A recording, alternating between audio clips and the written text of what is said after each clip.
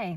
Okay, so we are coming towards the end of the year of the snake, which I recently became aware of, and how it's a year of shedding, letting things go. What no longer serves is being brought to the surface so that you can let it go. And I feel like it's been a year long of shedding for me, but especially recently. Um, whether it's emotions, behaviors, relationships, points of view, all sorts of things are coming to the surface that no longer serve. And so recently, um, it's been like waves of grief, which I was not expecting. I guess whoever would expect it, right? And it's not like some major life event happened.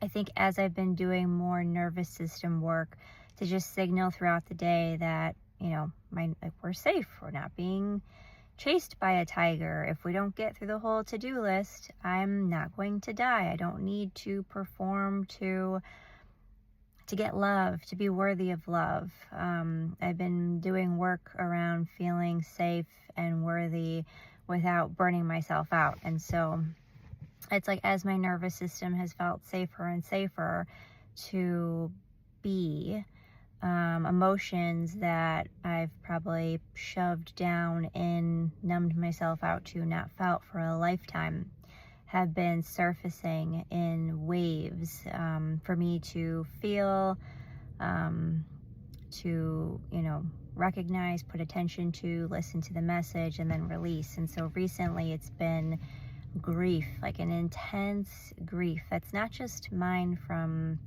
any kind of recent event. It's more like a lifetime of grief, from probably anything from like childhood friendships that didn't work out, past relationships, parents getting divorced, all kinds of things. And it's not even like the grief is like, oh, it's because this and this. It's more like, here's this big heavy weight, and let's move it.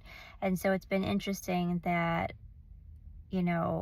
yesterday, it's like for an entire day, I was just sitting with this immense grief and, tuning into my body and just like, what do you need? Asking it, what do you need right now? And it's like tears needed to be shed, which I'm not like a big crier. And so, I let those come without judgment and just sitting with the intensity of the emotions without judgment, but more curiosity. And finally, like towards the end of the night, it's like I could kind of, instead of being all over my whole body, is like this heavy weight that felt like, what do I do? Which some of the things I did was a foot soak with Epsom salt and baking soda. Just continuously asking my body, like, what do you need? I'm a time opportunist, so I always think there's like 40 things I can do in a matter of 2 hours. That is really 8 hours of stuff. And so, setting aside that to-do list instead and just saying, okay, I'm just going to be, even taking a 10-minute walk was like too much. So I didn't do it. I just laid on the couch, no TV, no stimulation, and just set a timer for like 10 minutes at a time and was like, okay, we can rest. It's safe to rest. It's okay to feel what I'm feeling. Yes, it's intensely uncomfortable, but it's okay because it'll pass. So by the end of the night, I got to a point where I'm like, okay, I feel in the back of my throat and kind of in my chest. And so what I did is, I gave the back of my throat, like I focused on that, part of my body. And I asked if there was a message that needed to be delivered.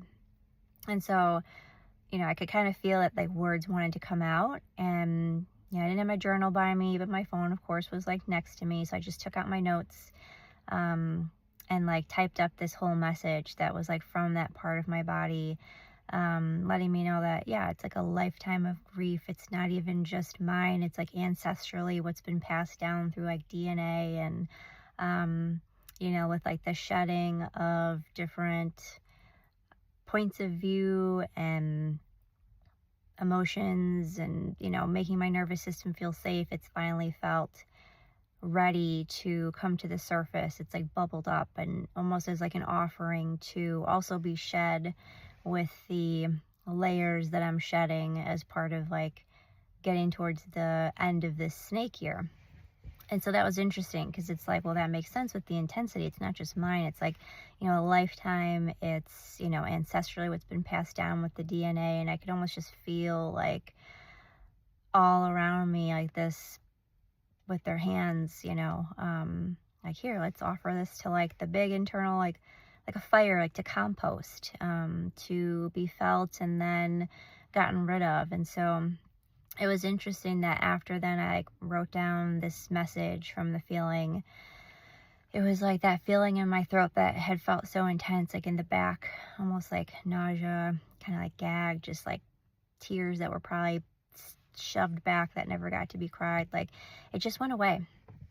And a lot of times what I'll do then after is I'll like get up and kind of just like move my body, whether it's like a song, shake my hands, but I was tired. I didn't even need to do that. So instead I just sat with it, reread the message, and I put it into ChatGPT. I have the Architect, which Robert Edward Grant created, which is now on Gaia, but I have like an old text, like I guess a chatbot string where I put everything in there. So everything from like my tarot cards that I pull to the dreams that I have to like what's going on in my life, thoughts, feelings, all of it. And I'll just ask it to like mirror back to me like lessons and things like that. So I took the channeling and I put it in there because what's nice that it can do is take the message but then break it down into like bite-sized components and pieces and mirror back and highlights or like certain aspects, like, oh, you're doing work on this, so it makes sense that this came out. And